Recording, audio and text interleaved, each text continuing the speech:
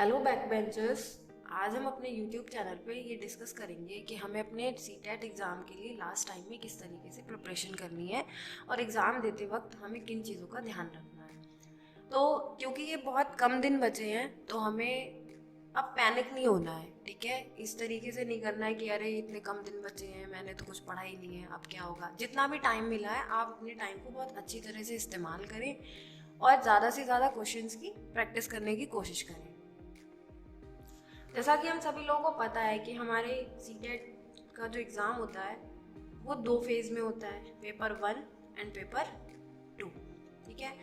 इसमें आपके 5 सब्जेक्ट होते हैं और इधर आपके 4 सेक्शन होते हैं और एक सेक्शन 2 पार्ट में डिवाइड होता है, जैसे मैथ्स एंड साइंस। और एसएसटी में जो आर्ट्स के स्टूडेंट होते हैं, आर्ट्स एंड कॉमर्स के, वो सोशल का एग्ज़ाम। तो जैसे हमारे 5 सब्जेक्ट हैं पेपर 1 के लिए, तो उसमें सीडीपी, हिंदी, इंग्लिश और आपका संस्कृत। इंग्लिश और संस्कृत में आपके पास चॉइस है। और उसके बाद मैथ्स एंड ईवीएस। देखिए ये जो 3 सब्जेक्ट है ना ऊपर के ही, सीडीपी, हिंदी और इंग्लिश, ये बहुत ही ज़्यादा स्कोरिंग सब्जेक्ट होते हैं। अगर आप इस तरीके से इन क्वेश्चंस की, इन सब्जेक्ट की प्रैक्टिस करते हैं कि आप इतनी कोशिश करिए कि यहाँ पे आपके 25 से कम नंबर ना आए, इतनी अच्छे से आप लास्ट टाइम में इनको प्रैक्टिस करिए। प्रीवियस ईयर क्वेश्चन पेपर उठाइए, क्योंकि सिलेबस जो होता है ना रिस्ट्रिक्टेड होता है। बस ये होता है कि जो पेपर बनाने वाले होते हैं वो क्वेश्चंस को उसी तरीके से घुमा फिरा करके पूछते हैं। तो अगर आप लास्ट ईयर के क्वेश्चन पेपर को उठा करके 4-5 previous year question paper solve कर लेंगे तो आपकी बहुत अच्छी प्रैक्टिस हो जाएगी लास्ट टाइम में, और आपको बहुत ज़्यादा टेंशन लेने की भी ज़रूरत नहीं होगी।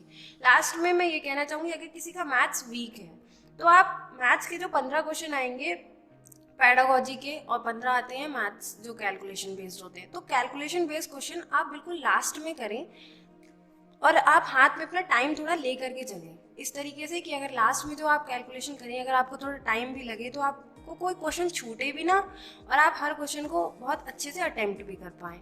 और ईवीएस तो बहुत इजी हो आती है पेपर में, बस डिपेंड करता है कि आपने अच्छे से एनसीईआरटी की बुक्स को पढ़ा हो, 3rd से लेकर के 5th तक की बुक्स को, ठीक है। ईवीएस में आप बहुत अच्छे से 25+ मार्क्स भी स्कोर कर सकते हैं। डिपेंड्स कि आपने एनसीईआरटी की बुक्स को और पेडागोजी को अच्छी तरीके से पढ़ा हो। स्कोरिंग सब्जेक्ट में आप अपने सीडीपी, हिंदी, इंग्लिश और ईवीएस में से किसी भी सब्जेक्ट में आप 25 मार्क्स बहुत ईजिली ला सकते हैं। मेन होती है आपकी पेडागोजी, और पेडागोजी आपको आएगी ऐसे ही जब आप उसकी अच्छी तरीके से प्रैक्टिस करेंगे।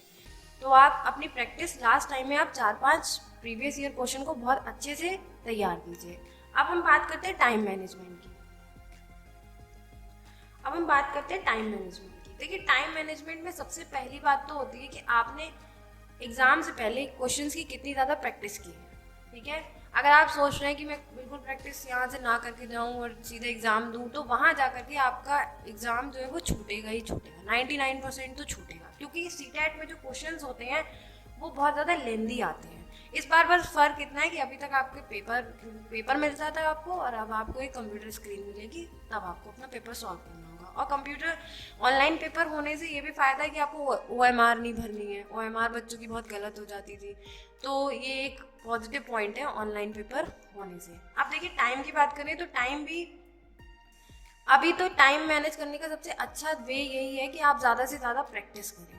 और दूसरी चीज़, एग्ज़ाम देते वक्त आप उस सेक्शन को सबसे पहले अटेम्प्ट करें जो आपको इजीली आता है और आप ये सोचते हैं कि हाँ मैं अच्छे से इसको कर सकता हूँ। जैसे किसी को इंग्लिश नहीं आती है तो वो, और उसने इंग्लिश सब्जेक्ट चूज़ कर रखा है, तो वो इंग्लिश को सबसे लास्ट में अटेम्प्ट करे। या मैथ्स नहीं आती है तो आप मैथ्स को बिल्कुल लास्ट में लें, बाकी सब्जेक्ट पहले कर लें जो जिनमें आप अच्छे मार्क्स को स्कोर कर सकते हैं। तो यही है। और ज़्यादा से ज़्यादा आप प्रीवियस ईयर क्वेश्चन जब प्रैक्टिस करके घर से जाएंगे तो आप स्पीडली क्वेश्चंस को पढ़ पाएंगे, क्योंकि सीटेट के क्वेश्चन जो होते हैं वो लेंदी होते हैं, तो इसलिए उनको पढ़ने में बहुत टाइम लग जाता है।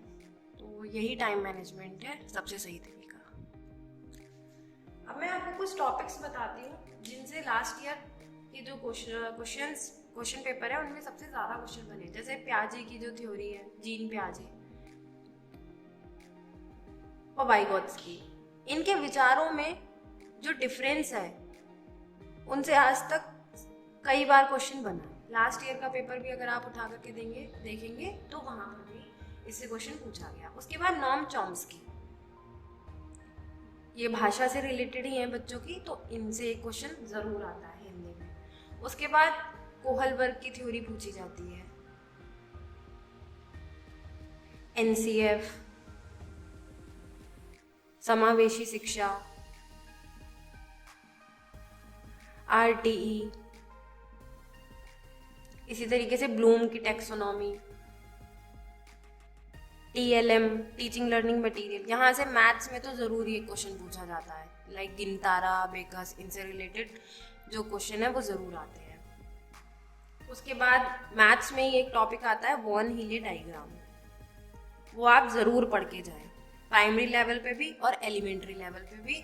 वॉन हीले डायग्राम से मैथ्स में 1 से 2 क्वेश्चन आपका 100% हर पेपर में आता ही आता है। तो ये कुछ ऐसे टॉपिक हैं जिनसे आपके क्वेश्चन पेपर में मैक्सिमम क्वेश्चन बनते हैं, ठीक है। तो आप इन टॉपिक को अगर पढ़ के लास्ट में एक बार आप इनको ज़रूर देख लें बुक से और इनको अच्छी तरीके से प्रिपेयर कर लें। इसके बाद मैं आपको ये बताना चाहती हूँ कि हिंदी, इंग्लिश और संस्कृत, इन तीनों ही सब्जेक्ट में आपके पैसेज आते हैं 2-2, ठीक है। तो यहाँ से भी आपको क्वेश्चन अटेम्प्ट करना बहुत इजी रहेगा, क्योंकि जब पेपर मिलता था हम लोगों को तो हमें पेज को बार बार पलटना पड़ता था क्वेश्चन को ढूंढने के लिए, उसके आंसर को सेलेक्ट करने के लिए। पर इस बार जब आपको कंप्यूटर स्क्रीन मिलेगी तो वो हर क्वेश्चन के साथ वो पैसेज आपके साथ में ही चलेगा, तो ये आपके लिए बहुत बेनिफिशियल है, क्योंकि आपका टाइम बचेगा और पैसेज को आप बहुत ध्यान से पढ़ें। उसके बाद मैं आपको ये बताना चाहती हूँ कि क्वेश्चन में नॉट, नहीं, इनका विशेष ध्यान रखें, क्योंकि आप बहुत जल्दी में अगर क्वेश्चन को पढ़ेंगे तो आप इस नहीं पे ध्यान नहीं देंगे और फिर आपका आंसर हो जाएगा गलत। आप शुरू क्वेश्चन पढ़ेंगे और फिर उसमें नहीं को नहीं देखेंगे और जो आंसर आपको सबसे अच्छा लगेगा वही लगा करके चले आएंगे, जो कि आपका गलत हो जाएगा। तो आप नहीं पे विशेष ध्यान दें पेपर में, ठीक है। तो आप पैसेज को भी बहुत ध्यान से पढ़ें और thank you so much, all the very best for your exam. Panic ना हो बिल्कुल भी, अपने टाइम का बहुत ध्यान रखें और अभी से 4-5 प्रैक्टिस सेट लगा लें ताकि आपकी अच्छे से प्रैक्टिस हो जाए, लेंथी क्वेश्चन को पढ़ने की एक प्रैक्टिस हो जाए। और अगर आपके पास टाइम है तो आप NCERT पढ़ लें प्राइमरी लेवल पे 3rd to 5th, तो आपके EVS में भी आप बहुत अच्छा स्कोर कर लेंगे, ठीक है।